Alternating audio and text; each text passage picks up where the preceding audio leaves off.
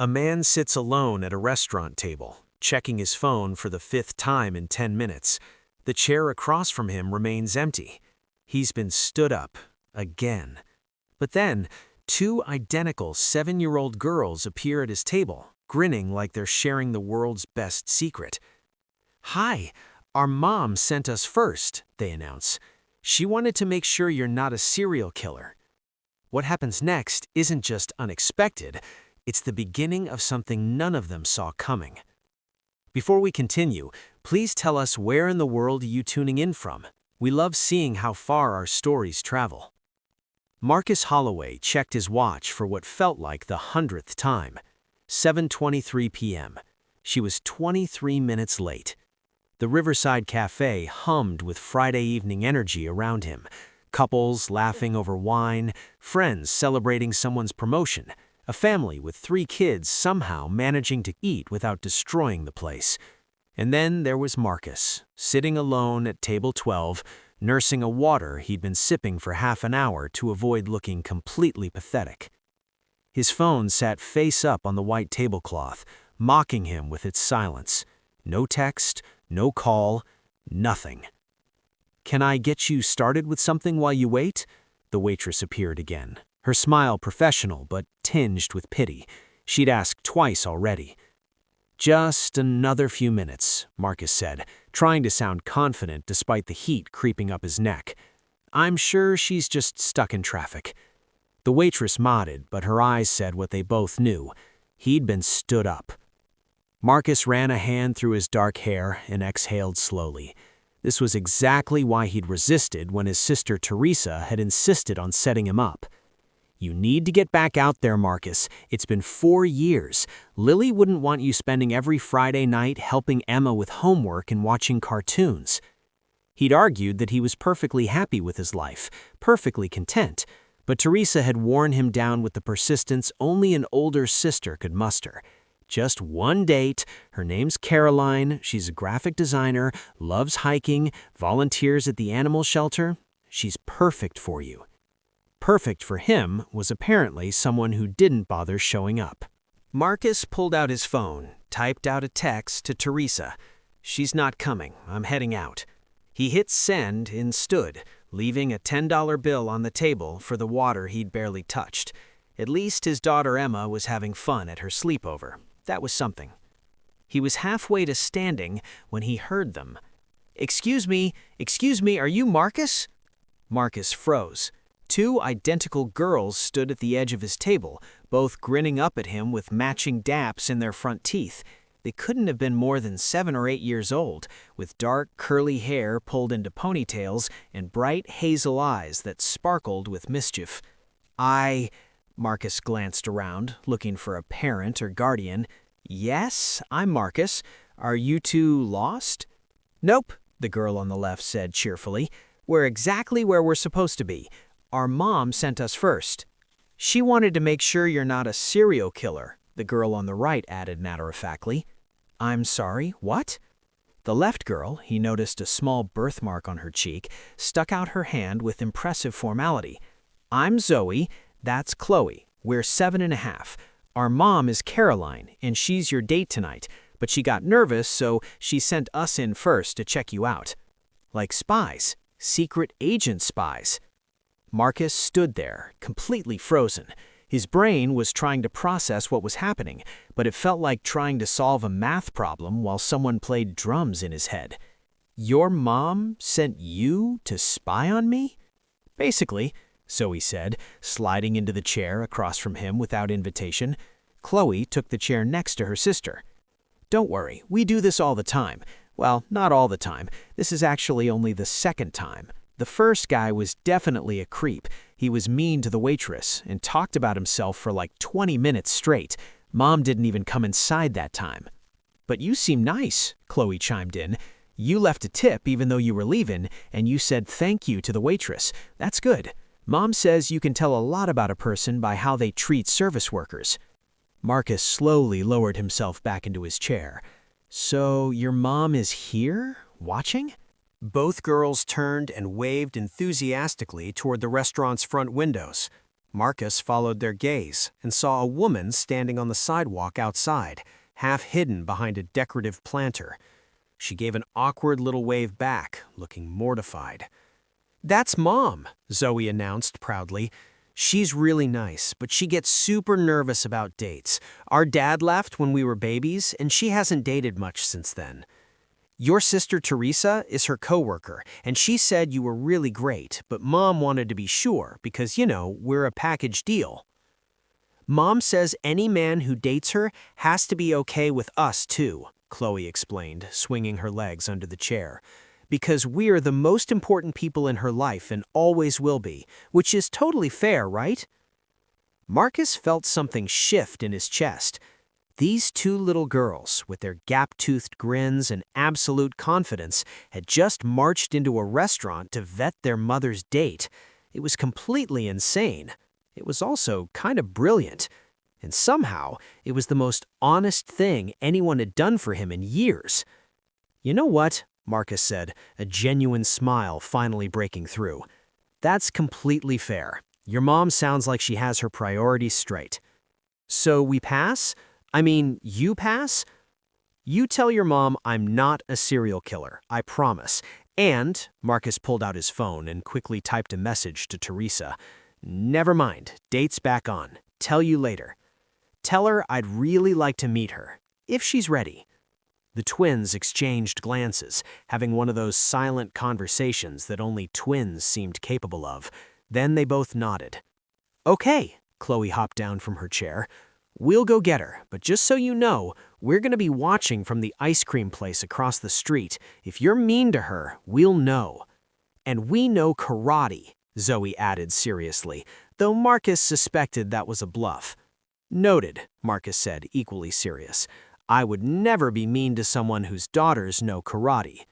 The girls giggled and scampered toward the door, their ponytails bouncing. Marcus watched them go, then looked back at the woman on the sidewalk. She was crouched down now, talking to her daughters, one hand on each of their shoulders. Even from this distance, he could see how much she loved them. His phone buzzed. "Teresa, what happened? Details now." Marcus smiled and set the phone face down. He'd explain later. The restaurant door opened, and Caroline walked in. She was pretty in a natural, unstudied way, shoulder-length brown hair, bright hazel eyes like her daughter's, wearing a simple blue dress that looked comfortable rather than trying too hard fancy. But what struck Marcus most was how nervous she looked. Her hands clutched a small purse in front of her like a shield, and she kept biting her lower lip as she approached his table. "Hi," she said, her voice slightly breathless. "I am so sorry. That was completely insane. I promise I'm not usually the person who sends her children to interrogate strangers, but Teresa said you were great, and the girls insisted they wanted to meet you first, and I was already so nervous, and then I thought maybe it was actually a good idea because they're such a big part of my life, and—" She stopped, took a breath. "I'm rambling. I'm so sorry." Marcus stood, pulling out her chair. "Don't apologize. Your daughters are amazing. I'm actually kind of honored they approved of me." Caroline's shoulders visibly relaxed. "Really? You're not completely freaked out?" "Oh, I'm definitely freaked out," Marcus admitted with a laugh. "But in a good way, I think. Look, I've been out of the dating game for 4 years. My daughter Emma is 8.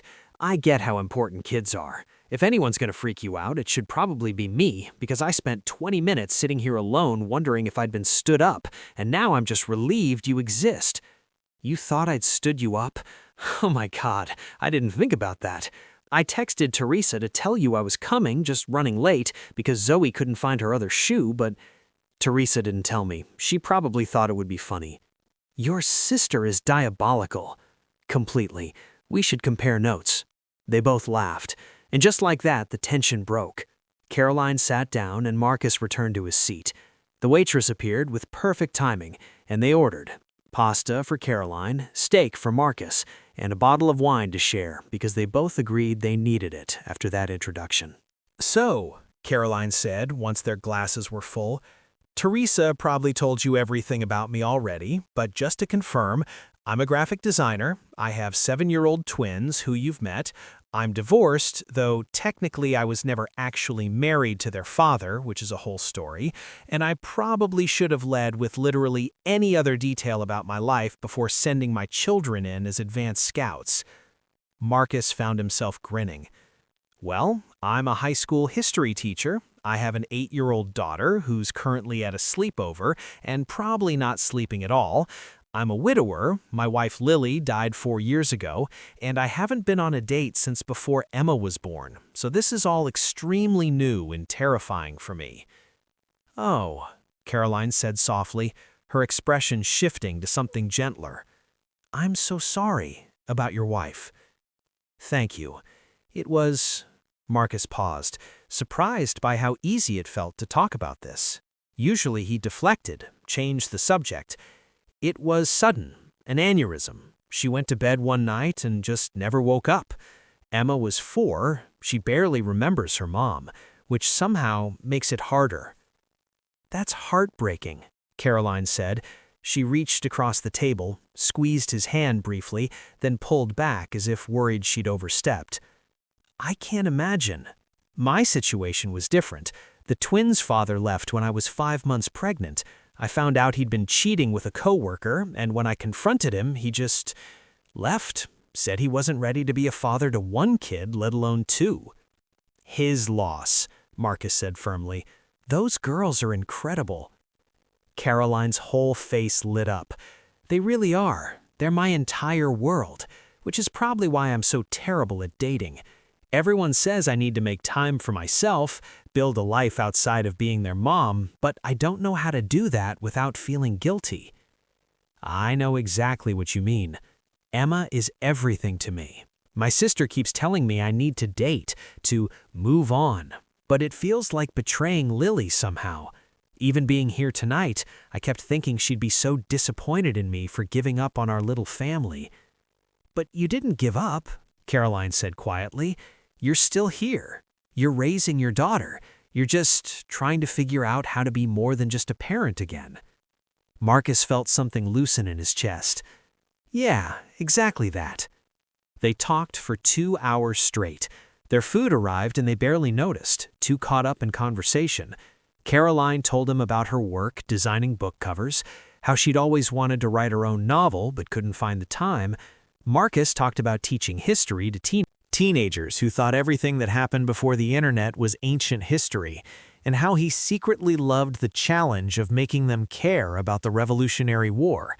They talked about their kids, Emma's obsession with dinosaurs and space, how Zoe and Chloe had completely different personalities despite looking identical, how Zoe was quiet and bookish, while Chloe was the social butterfly who made friends with literally everyone.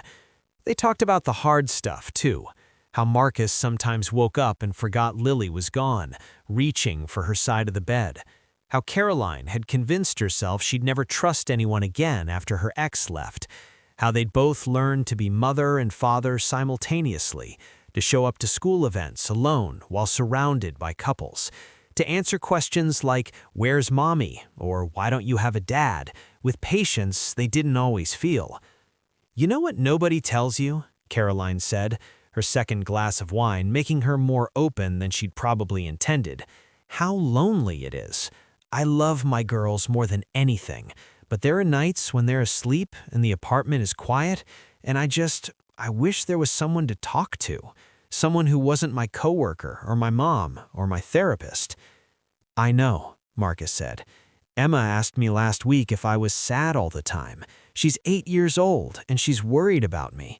That's not right. Zoe asked me something similar. She said, "Mom, are you happy?" Just like that, completely out of nowhere. What do you even say to that? What did you say? I told her I'm happy when I'm with them, which is true, but... Caroline trailed off. But you're not happy all the time. No, not all the time. They sat in comfortable silence for a moment. The restaurant had emptied out around them. The waitress hovered politely nearby, probably wanting to close out their table. We should probably go, Caroline said, glancing around.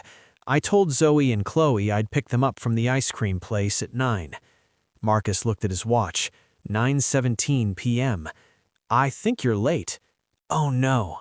Caroline grabbed her purse. They're going to be so wired on sugar. This is going to be a disaster. I'll walk with you. Make sure you survive the reunion. They paid the bill, split evenly despite Marcus's initial protest, and headed out into the cool evening air. The ice cream shop was just across the street, its neon signs still glowing. Through the window, Marcus could see two small heads bent over what looked like enormous sundaes. Oh no, Caroline muttered. They got the kitchen sink. That's like 6 scoops and 3 toppings. They're never going to sleep tonight. But she was smiling as she said it, and Marcus found himself smiling too. When they pushed open the door, Zoe and Chloe looked up with matching chocolate-covered grins. "Mom!" Chloe shouted. "We've been waiting forever. Did you have a good date? Is Marcus nice? Can we see him again?" "Breathe, honey," Caroline laughed. "Yes, it was good. Yes, he's nice. And that's between Marcus and me." "Hi, girls," Marcus said, giving a little wave. "Looks like you've been conducting very important ice cream research while we were gone." "We had to make sure this place met our standards," Zoe said seriously, though her eyes were dancing. "For future reference." "Future reference?" Caroline asked. "In case you guys want to come here together," Chloe explained, as if it were obvious. "You know, like a family." Caroline's face turned bright red. "Oh no, Chloe, it was one date. That's not—" "I think what your mom is trying to say," Marcus interrupted gently, crouching down to the twins' eye level, "is that we just met, but I had a really good time tonight, and maybe, if your mom wants to, we could do this again sometime." Both girls looked at Caroline expectantly. Caroline looked at Marcus, something soft and hopeful in her expression. "I'd like that," she said quietly. "Good," Zoe declared, "because we approve. You passed the test." "There was a test?" Marcus asked. "Obviously," Chloe said. "You were nice to the waitress, you made Mom laugh, and you didn't run away when you found out about us. Those were the 3 requirements." "Well, I'm honored to have passed." Marcus stood, catching Caroline's eye. "I should get going. Emma's sleepover ends at 9 tomorrow morning, which means I need to be functional enough to listen to 8-year-olds talk about whatever 8-year-olds talk about for 3 hours straight." "The struggle is real," Caroline agreed. "Text me?" "Definitely." They stood there for an awkward moment, too public for a kiss, too meaningful for just a handshake. Finally, Marcus just smiled, gave the twins a little salute, and headed for the door. Behind him, he heard Chloe whisper loudly, "Mom, you like him, I can tell." "Shh," Caroline hissed, but she was laughing. Marcus smiled the whole way to his car. The next morning, Marcus picked up Emma from her sleepover at exactly 9 a.m. She bounced into the car wearing mismatched socks and carrying a stuffed dinosaur, her blonde hair in 2 lopsided braids that definitely weren't there when he dropped her off. "Daddy, we stayed up until midnight and watched 3 movies and ate so much pizza, and Lucy's older brother taught us this card game that's really complicated, but I'm really good at it now, and—" She finally took a breath. "How was your date?" Marcus had been prepared for this question all morning. Emma knew he'd been going on a date. She'd been so excited about it that he'd worried she was setting herself up for disappointment if it went badly. "It was good," he said carefully, pulling out of the driveway. "Just good? Aunt Theresa said this lady was perfect for you." "Well, Aunt Theresa should mind her own business," Marcus said, but he was smiling. "But yeah, she was nice. Her name is Caroline. She's a graphic designer, and she has twin daughters who are 7. Emma's eyes went wide. "Twins? Like identical twins?" Yep, they're pretty funny, actually. Marcus paused, wondering how to explain the restaurant ambush. They kind of showed up before their mom to make sure I wasn't weird. "That's so cool!" Emma bounced in her seat. "Can I meet them, please? I've never met twins before." "Maybe," said Marcus, "if Caroline and I go out again." "Are you going to?" "I hope so." "Good," said Emma decisively. "You need a girlfriend. You're lonely." Marcus glanced at his daughter in the rearview mirror. "I'm not lonely. I have you." "Daddy," said Emma with the patience of someone much older than 8, That's not the same thing. You need a grown-up to talk to, someone who's not Aunt Teresa, because she just bosses you around. When did you get so wise? I've always been wise. You just don't listen. Marcus laughed. His daughter was right. She'd always been perceptive, even as a toddler. Sometimes it unnerved him how much she understood. Well, Marcus said, if I do see Caroline again, I'll make sure you get to meet her daughters. Deal? Deal. The rest of the drive home was filled with Emma's detailed recap of the sleepover, which apparently involved a complex game of make-believe involving dinosaurs, space aliens, and a princess who didn't need rescuing. Marcus half listened, his mind drifting back to last night. Caroline had texted him this morning. Made it home with 2 very sugared-up children who asked about you approximately 40 times before finally passing out. Thank you for not running away screaming. Want to try this again soon? He'd responded immediately. I'd love to. How about next Saturday? Just us this time, though. I'm happy to bring Emma if you want the kids to meet. Her reply came fast. Let's do just us first, but yes to the kids meeting soon. They won't stop asking. So now he had a second date. The realization sent a little thrill through his chest that he hadn't felt in years. Daddy, you're smiling at your phone, Emma observed from the back seat. That's weird. I'm allowed to smile. Not like that. That's your happy smile, the real one. Marcus caught his daughter's eye in the mirror. Maybe I'm just having a good day. Because of Caroline? Maybe. Emma grinned. Good. The second date was coffee. Simple, casual, no pressure. They met at a cafe near the park, and somehow 3 hours disappeared while they talked about everything and nothing. Childhood memories, favorite books, embarrassing teaching moments, graphic design disasters. The third date was dinner again, but this time without the dramatic entrance. Caroline was 5 minutes early, Marcus was on time, and they laughed about it over appetizers. The fourth date was a month later, a Saturday afternoon where they'd agreed the kids should finally meet. They chose a neutral location, the Children's Museum downtown, where Emma could geek out over the dinosaur exhibit and the twins could burn off energy in the physics playground. Marcus was nervous. Emma was vibrating with excitement. They arrived 10 minutes early and waited in the lobby, Emma practically bouncing on her toes. What if they don't like me? Emma asked suddenly, grabbing Marcus's hand. They're gonna love you, Marcus assured her. You're smart and funny and kind. What's not to like? But what if they think I'm weird because I like dinosaurs? Emma, everybody loves dinosaurs. Not everybody. Samantha from my class says dinosaurs are for babies. Samantha from your class is wrong, Marcus said firmly. The automatic doors slid open, and Caroline walked in with Zoe and Chloe. The twins spotted Marcus first and waved enthusiastically. Then they saw Emma. For a moment, all 3 girls just stared at each other.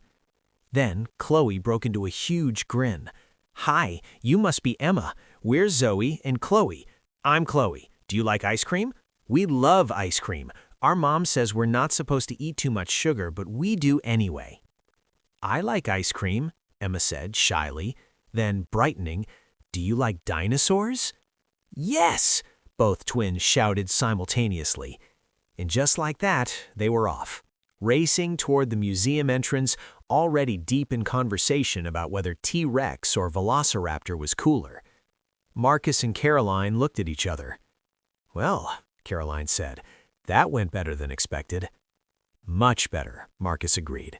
They spent the next 3 hours following the girls around the museum. The kids bonded over the dinosaur exhibit. Emma knew all the scientific names, which impressed the twins.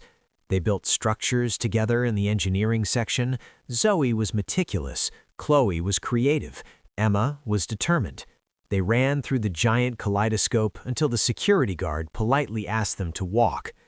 At one point, Marcus found himself standing next to Caroline in front of the planetarium show, watching their daughters share a bag of popcorn and whisper to each other during the opening credits. They're getting along, Caroline murmured. Really well, Marcus agreed. That's good, right? It's great.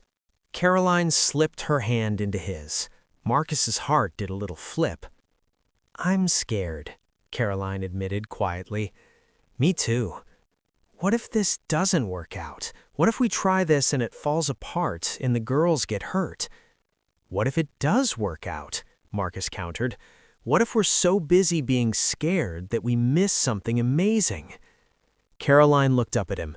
In the dim light of the planetarium, her eyes were shining. When did you get so wise? My daughter told me I need to listen more. Smart kid. The smartest. The show started, and they stood there in the darkness, holding hands, while their daughters watched stars explode across the domed ceiling above them. 6 months passed. 6 months of dinners and museum trips and movie nights. 6 months of Caroline's twins teaching Emma their secret twin language. 6 months of Emma teaching Zoe and Chloe everything she knew about space. 6 months of Marcus and Caroline stealing moments alone when they could. Coffee dates during school hours, late-night phone calls after the kids were asleep, texts throughout the day that made them both smile at inappropriate times. It wasn't perfect. There were hard moments, when Zoe had a meltdown about missing her dad, even though he'd never been around. When Emma woke up crying from a nightmare about her mom. When Caroline and Marcus had their first real fight about whether it was too soon to spend the night at each other's places when the kids were home. But there were perfect moments, too. The first time Emma called Caroline's house home without thinking about it.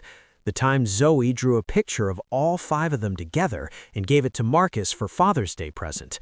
The Saturday morning when Chloe announced she wanted Marcus to teach her about history because boring stuff is actually cool when you explain it. And then there was the night, 6 months almost to the day after that first restaurant date, when Marcus invited Caroline and the twins over for dinner. Emma had been in on the plan for weeks. She had helped him pick out the ring, given her enthusiastic approval, and declared herself the official keeper of the secret. She'd done surprisingly well, only almost spoiling it twice. Dinner was spaghetti, which was the only thing Marcus knew how to cook well. The girls were giggling in Emma's room, supposedly doing homework, but definitely not doing homework based on the amount of laughter coming through the door. They're going to be completely useless tomorrow, Caroline said, smiling as she dried the dishes Marcus was washing. 0 homework accomplished. Worth it, though, Marcus said. Definitely worth it. They worked in comfortable silence for a moment. Then Marcus set down the plate he'd been washing and turned to face her. Caroline. Something in his voice made her look up. What's wrong? Nothing's wrong. He took a breath. I love you. Her eyes widened. They'd been dancing around the words for weeks, but neither had said them out loud yet. I love you, Marcus repeated. I love how you love your daughters. I love how you've welcomed Emma into your family. I love that you cry during animated movies, and that you burn every single thing you try to bake, and that you sing off-key in the car. I love that you sent your daughters to spy on me in a restaurant, which is completely insane, but also the most honest thing anyone's ever done. Caroline, I'm not done. He was smiling now, even though his heart was hammering. 6 months ago, I thought I'd never feel this way about anyone again.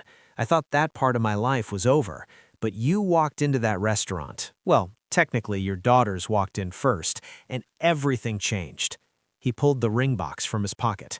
Caroline gasped, one hand flying to her mouth. I know this is fast, Marcus said.